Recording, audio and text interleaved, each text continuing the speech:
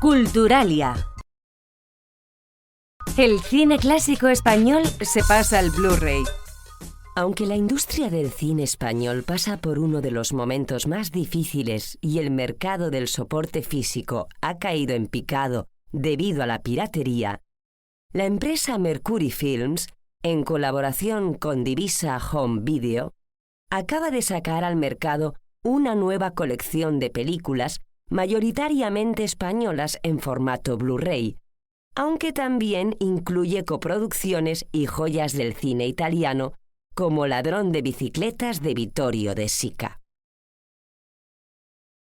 Bajo el nombre Las grandes películas de nuestro cine, verá la luz una selección de 300 títulos que irán apareciendo de manera gradual entre 10 y 12 filmes cada mes durante 3 años y que abarcarán todo tipo de géneros desde la década de los años 30 hasta la actualidad, con, por ejemplo, la película Las 13 Rosas de 2007.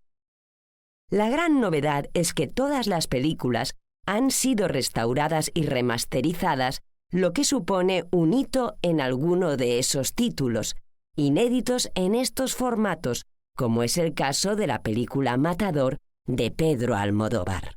El filme de Almodóvar forma parte de la primera entrega, que incluye obras de muy variada factura y contenido, como El pisito de Marco Ferreri. Belle Époque, dirigida por Fernando Trueba, Marcelino Pan y Vino de Ladislao Bajda, Plácido, o El verdugo de García Berlanga, o el spaghetti western Le llamaban Trinidad de Enzo Barboni. El crítico de cine Diego Galán destacó la presencia de este último género, que al principio era considerado de relleno y ahora es de culto. Añadió también que muchos de esos títulos son reflejo de la realidad de la época en la que se filmaron. Se hacen eco de lo que ha sido nuestro país. El color de la música. ¿Qué color tendría una soleá flamenca? ¿Cómo se verían en un lienzo Bohemian Rhapsody de Queen o Another Brick in the Wall de Pink Floyd? La ilustradora y diseñadora española de 35 años, Sonia Camacho, plasma en su obra la conexión entre lo visual y lo sonoro. Es una especie de sinestesia con la que rinde homenaje a sus recuerdos de infancia y juventud, en una emisora de radio dirigida por sus padres en Morón de la Frontera, Sevilla. Bajo el sugerente título de Radiografía, la exposición muestra 15 cuadros en los que cultiva la técnica de acuarela y acrílico, tanto sobre lienzo como sobre papel. Sonia Camacho explica que el título se debe a que prácticamente todas las obras son metáforas visuales de grandes hitos de la música. Es como una interpretación a través de la ilustración de las letras de varias canciones que hemos escuchado, seguro en alguna ocasión en la radio. Pero también es un homenaje a sus años de radio. La artista vivió su infancia en una emisora de las de antaño, con vinilos y cintas de Reeboks. Recuerda que cuando era pequeña correteaba por la discoteca entre las carátulas de los LP y de los singles. Así que la exposición es también una radiografía de su niñez. La muestra se ubica en el Hotel Gat Point Charlie, en pleno centro de Berlín. En la primera de las salas se exhibe el proyecto On Red, que es la representación del palo flamenco de la soleá.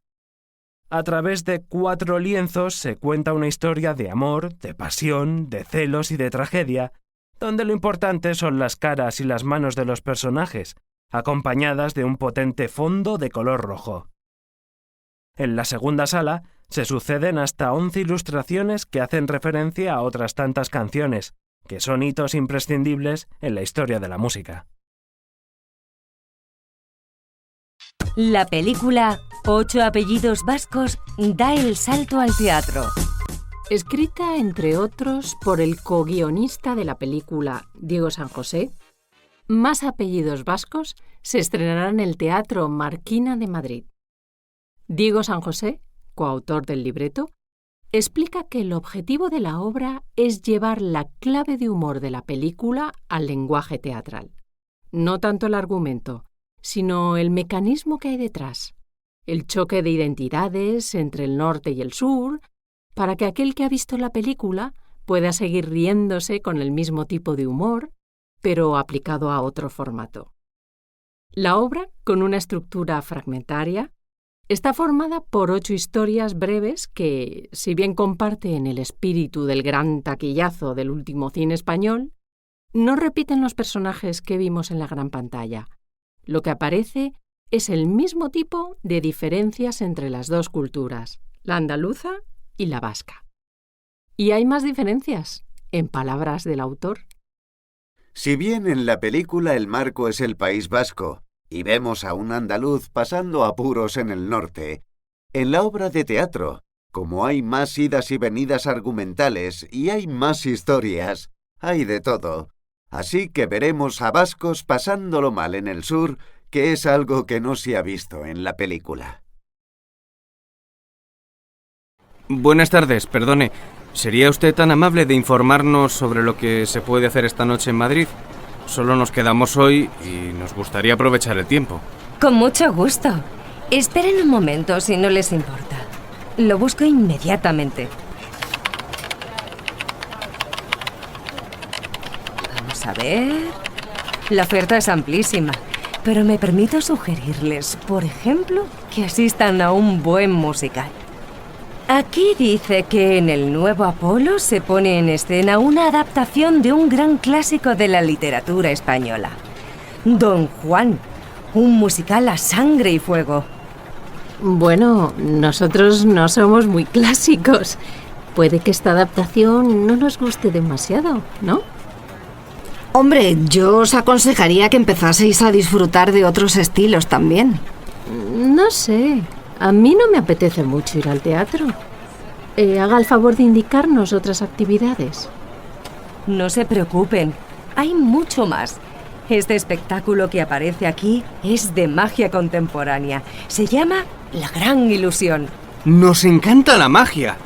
¿Sería mucho pedir que nos leyera lo que dice del espectáculo en la web? Faltaría más. Comenta que en este show conoceremos al protagonista de un reality al estilo del show de Truman. Todos los actores que le rodean le hacen creer que es un magnífico ilusionista, pero cuando descubre que su vida es mentira, decide demostrarles a todos su valía como mago. Pues este espectáculo a mí sí me llama la atención. ¿Y a ti, Carmen?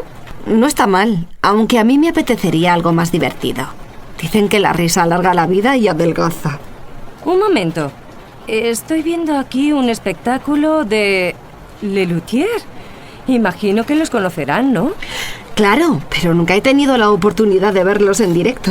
Nosotros tampoco. Yo los vi hace ya algunos años y son geniales. No me importaría en absoluto volver a verlos actuar. El espectáculo se llama... Y por lo que explica aquí, se trata de una antología de sus mejores números. ¿Hace el favor de decirnos dónde es la representación? Sí, claro. Es en el Withing Center. Eso queda bastante lejos de aquí. Les recomiendo ir en taxi. ¿Algo más que usted vea interesante?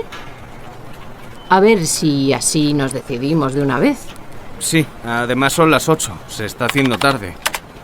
Aquí estoy viendo... Un segundito. ¿Sí? Una cena cantada. ¿Perdón? Sí, podrían ustedes cenar mientras disfrutan de un espectáculo musical de camareros cantantes acompañados de música de piano. Es en el Café de la Ópera. Queda muy cerquita. ¿Camareros cantantes? Suena bien. Además, tenemos que cenar. La combinación perfecta, música y cena. Yo, sinceramente, estoy muy cansada. Y si está cerca, mejor que mejor. ¿Qué tipo de música es? Un poco de todo, ópera, zarzuela, boleros. Perfecto. Muchísimas gracias. Ha sido muy amable. No hay de qué. Que lo pasen bien. Muchos movimientos artísticos surgieron por una necesidad de expresar, una necesidad de transmitir pensamientos, creencias sociales y culturales. Es el caso del arte callejero, que al integrar sus elementos en lugares públicos bastante transitados, pretende sorprender a los espectadores. El arte callejero suele tener un mensaje subversivo que enjuicia a la sociedad con ironía e invita a la lucha social, la crítica política o simplemente a la reflexión. En el mundo del arte, no todos los artistas buscan transmitir un pensamiento, sino que algunos son más espontáneos. Pintan sin pensar demasiado en qué desean transmitirle a la sociedad. Indudablemente, los temas de los artistas adictos al arte callejero son diversos. Sin embargo, hay algo que tienen en común. Siempre buscan la provocación y sobre todo persuadir al público. Llamar la atención es su objetivo principal. Muchos de esos temas tienen que ver con personajes emblemáticos del pasado o el presente, con la política o simplemente con la actualidad. Si se tuviera que comparar el arte urbano con alguna vanguardia artística, sin duda sería con el dadaísmo, que surge con la intención de destruir todos los códigos y sistemas establecidos en el mundo del arte. Se presenta como una ideología total, como una forma de vivir y como un rechazo absoluto de toda tradición o esquema anterior. El dadaísmo, al igual que la corriente artística que nos ocupa, está en contra de la belleza clásica, de la inmovilidad del pensamiento y de lo universal. Los dadaístas promueven un cambio, la libertad del individuo, la espontaneidad, lo inmediato, lo aleatorio, la contradicción. Defienden el caos frente al orden y la imperfección frente a la perfección. Esto mismo es lo que hacen los artistas callejeros, dado que sus obras son espontáneas y carecen de algún tipo de análisis antes de ser realizadas. Por otro lado, los artistas callejeros también utilizan materiales similares a los de los dadaístas: la madera, el cartón, las bolsas de plástico y técnicas como el stencil o estarcido, el collage, el spray, las estampas, la serigrafía y la aerografía, entre otras. En la actualidad, los artistas exhiben su arte en las calles no solo para entablar un diálogo con la sociedad, sino para provocar cambios constantes en la apariencia de las ciudades que habitan. Sus trabajos pueden recrear la realidad de quienes viven en ellas o incitar al transeúnte a la participación en la vida ciudadana. Ya casi no existen ciudades donde esos artistas urbanos no promuevan su arte en mayor o menor escala. Seguramente en los próximos años, este arte se aceptará mayoritariamente en galerías, museos o en las salas de exposiciones más ortodoxas. Conquistará sin discusiones, polémicas aparte, los circuitos establecidos del arte y tal vez pasa a ser un objeto comercial como ocurrió en el dadaísmo, aunque sin perder la idea de lo efímero como su más genuina seña de identidad. Luis. La verdad es que disfrutar del arte a estas horas de la noche, bueno, si quieres a altas horas de la madrugada, es todo un privilegio. A mí me fascina el paisajismo y todos los cuadros que he visto, las marinas, los aguafuertes, me han encantado. Indudablemente prefiero la pintura figurativa a la abstracta, aunque me atrae mucho más la representación de la naturaleza que la del ser humano. Almudena. Para serte sincera, este tipo de música no es lo mío, pero me he quedado alucinada después de salir del concierto. Y, obviamente, una de las cosas que más me han impactado, el escenario. Un local pequeñito, íntimo y encima cerca del centro de la ciudad y con vistas a la catedral. Vamos, una maravilla. Les recomiendo encarecidamente a todos los oyentes que, si tienen la oportunidad, escuchen a este cuarteto de cuerda. No se arrepentirán. Un deleite para sus oídos. Marta. A ver, ¿por dónde empiezo a explicarte? Bueno, antes de nada quería decirte que dudaba de si venir o no, porque a estas horas de la noche, pues me da un poco de pereza. Pero ahora no me arrepiento en absoluto de haberlo hecho. Así que no puedo decir más que es una visita imprescindible. Rincones fascinantes, vistas espectaculares, una temperatura ideal. ¿Qué más se puede pedir? En definitiva, un gusto deambular por todos estos siglos de historia. Salvador. ¿Qué quieres que te cuente? Mi peque dando saltos de alegría después de la representación. Con eso te lo digo todo. Títeres, marionetas, un escenario increíble que simulaba la playa de la Malagueta. En cuanto a la historia, muy divertida. Nos partimos de risa con las aventuras del pez burbuja. O sea que una pieza muy recomendable para toda la familia. Todas las madres del mundo hacen y dicen exactamente las mismas cosas. Me colma de satisfacción comunicaros que sé con toda certeza cuál es la clave. Les dan un cursillo secreto en el que aprenden esos comportamientos que llamamos cosas de madre. ¿Quién no ha escuchado alguna vez el clásico "Tú hazle caso a tu madre, que tu madre sabe mucho de esto"? ¿De dónde creen que ha podido sacar una madre una frase así? Pues del cursillo. Lo primero que les enseñan en el curso es a repetir mucho las cosas. Por eso, cuando eres bebé, hablan contigo como un disco rayado. ¿Cómo estás? ¿Cómo estás? ¿Cómo estás? Seguro que si el bebé pudiera hablar, les diría: ¡hasta el gorro! ¡Hasta el gorro! ¡Hasta el gorro! En el cursillo también les dan clase de lenguaje y aprenden a incluir en todas sus frases el mi y el me. Un ejemplo: mi niño no me come, mi niño no me duerme. Eso sí están de buenas, porque si están de malas, retronarán en tus oídos: ¡te vas a enterar de quién soy! ¡Me vas a oír! Hay que reconocer que en estos cursillos son bastante profesionales. Y es que incluyen hasta nociones de policía. Las madres se transforman en auténticos sabuesos y logran ponerse en la piel de los investigadores más prestigiosos.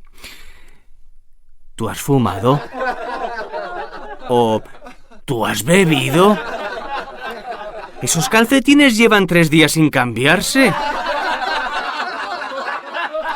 Creo que en los aeropuertos los agentes, en vez de con perros, deberían ir con su madre.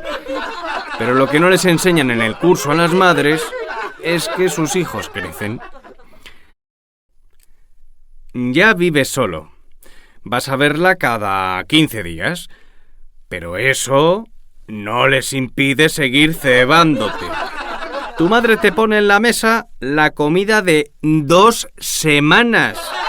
Y se sienta al lado y empieza: ¡vaya por Dios! ¿Qué pasa? ¿No está bueno? Venga, termínate las albóndigas, el bacalao, los pimientos rellenos y el cochinillo. Y come pan. ¿Te pelo una naranja? Ya lo sé. Sé que vais a pensar que soy un hijo desalmado. Pero cuando se pone así, me enerva, me exaspera. Vamos, que me saca de mis casillas. Lo que pasa es que... ¿qué quieren que les diga? Es mi madre y afortunadamente, madre no hay más que una. ¿Saben quién es para mí el tío que más daño ha hecho en el mundo a las parejas? El señor Erasmus. Sí, ese que en cuanto ve que te echas novia, va y le da una beca para que la chica se vaya a estudiar al extranjero. ¡Qué manía de irse a estudiar fuera! Toda la vida esperando a que llegue la mujer de tu vida para que luego te deje solo. Un día llega tu novia toda feliz y te dice: cariño, estoy pletórica, exultante. Ha sucedido algo maravilloso. Y tú, ilusionado, ¿se van tus padres el fin de semana? No, mucho mejor. Me voy yo 1 año a Alemania. ¡Me han dado una beca Erasmus!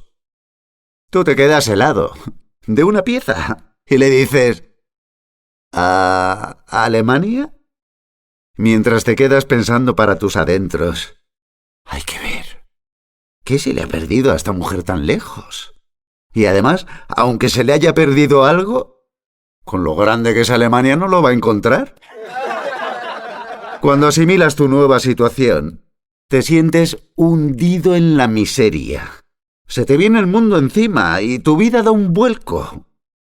Acabas de empezar una relación a distancia. Al principio os llamáis cada día 20 veces. Sin embargo, poco a poco, comienzas a estar angustiado con tu noviazgo vía telefónica, porque vuestras conversaciones son cada vez más dolorosas para ti. Tu chica no para de contarte cosas súper emocionantes. Pues ayer estuve en la segunda piscina más grande del mundo. ¡Qué gozada! ¿Y tú? Pues yo... no. Yo quedé con Emiliano. Y ella te sigue diciendo... bueno, lo que te contaba, que me lo pasé de muerte en la piscina. Entre todos los chicos me tiraron desde el trampolín. ¡Qué brutos! Y aquí es cuando te pillas un berrinche, te pones súper celoso y sospechas que alguno de esos muchachos más rubios y fuertes que tú se ha enamorado de tu Carolina. Afortunadamente, cuando charlas con ella por Skype, todos esos recelos se disipan y te remuerde la conciencia haber pensado que tu Carolina no quería seguir contigo. Al verla allí, en la pantallita de tu portátil, como si estuviera a tu lado, con sus ojos de enamorada, se acabaron las dudas. Rápidamente sacas tu ordenador por la ventana de la habitación para que ambos veáis la misma luna. Y te quitas un peso de encima cuando ella va y te dice eso de... ¡ay, qué bonita está la luna! ¡Cuánto te echo de menos! En ese momento empiezo a sentirme abochornado. ¿Cómo llegué a pensar que mi bomboncito se había enamorado de otro chico? Y ella, mientras tanto, echándome de menos. Y así vais tirando, hasta que de repente empiezas a notar que hay un nombre que se repite con demasiada frecuencia en vuestras conversaciones por Skype. He conocido a un chico de Grecia que se llama Nikolakis. El otro día Nikolakis me invitó a cenar moussaka. Te va a caer súper bien, Nikolakis. ¿Ronca igual que tú?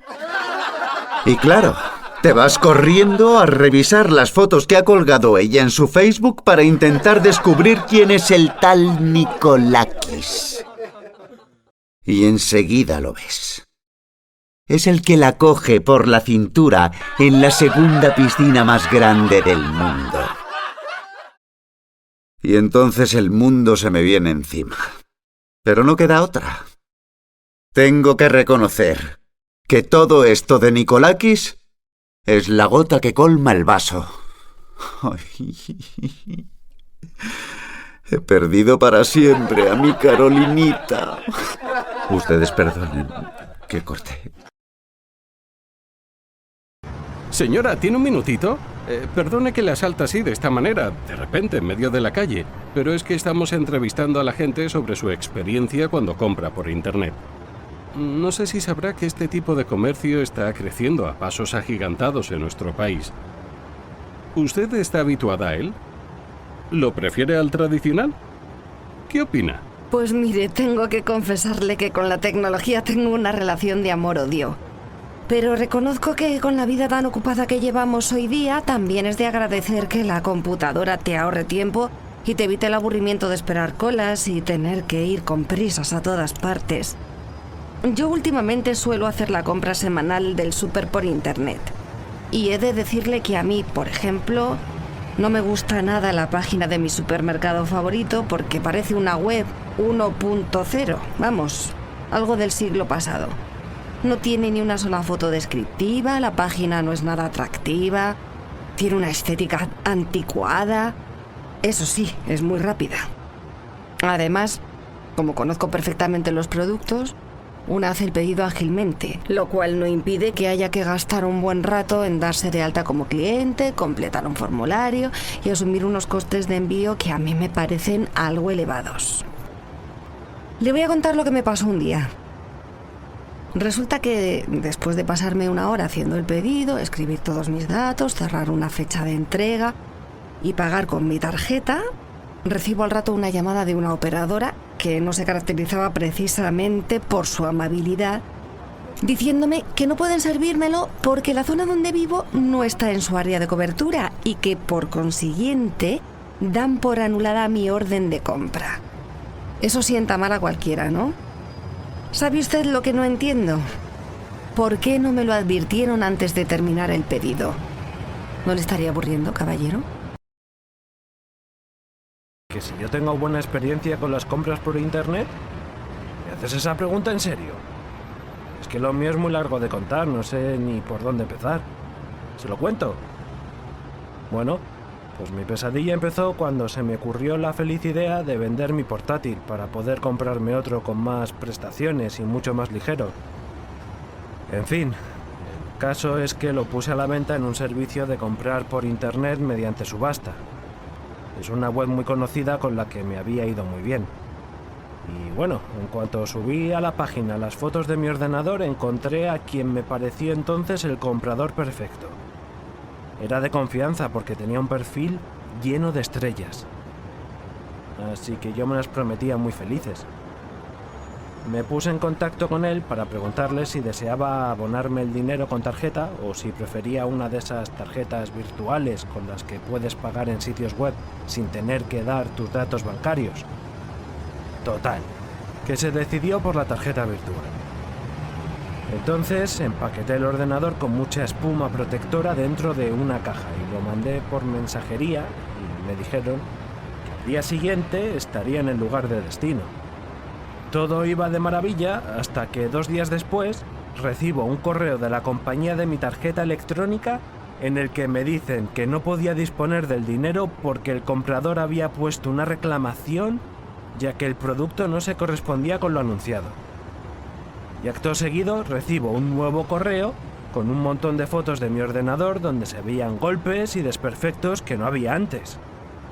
Así que le mandé un email al comprador donde le decía que yo le había enviado el portátil en perfecto estado y que no entendía nada. El tipo este me contestó enseguida que no le importaba quedarse con el ordenador si le hacía una rebaja de 300 euros. Y ahí fue cuando vi que solo pretendía rebajar el precio trucando las fotos. En fin, ya te digo, una estafa en toda regla. Hay quien me aconseja que emprenda medidas legales contra él, pero para ser sincero, creo que en el terreno de las compras online, los ciudadanos estamos bastante desprotegidos. Pues mira, yo es que no concibo mi vida sin internet. No te puedes llegar a imaginar lo mal que lo paso cada vez que no tengo una conexión wifi cerca. Por eso, si me preguntas por el tema de las compras, ¿qué quieres que te diga? La red lo es todo. Basta con hacer clic y ya se accede a todo tipo de productos para adquirir, vender, cambiar. Aquello de ir a la tienda de comestibles del barrio, a la de toda la vida, es agua pasada. Para mí, el comercio online es todo ventajas. Me ahorro estar haciendo colas y me aseguro de que encuentro la marca que busco. Yo es que con internet lo hago todo, hasta intercambiar el tiempo libre. Lo compartes con quien elijas, de forma altruista. Te sientes mejor, conoces gente y encima prestas ayuda a quien lo necesite. Luego, además, está el nuevo concepto de segunda mano que la red ha puesto de moda. A mí eso me parece muy interesante. ¿Lo ves?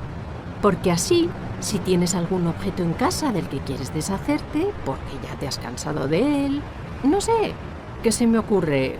Una bici, un libro, una chaqueta vieja, un diccionario, lo que sea, pues no hay problema. Subes una foto a la red y a venderlo o a cambiarlo con alguien por otra cosa que necesites. Es cómodo, rápido y te ahorras un pico. ¿Me sigues, verdad?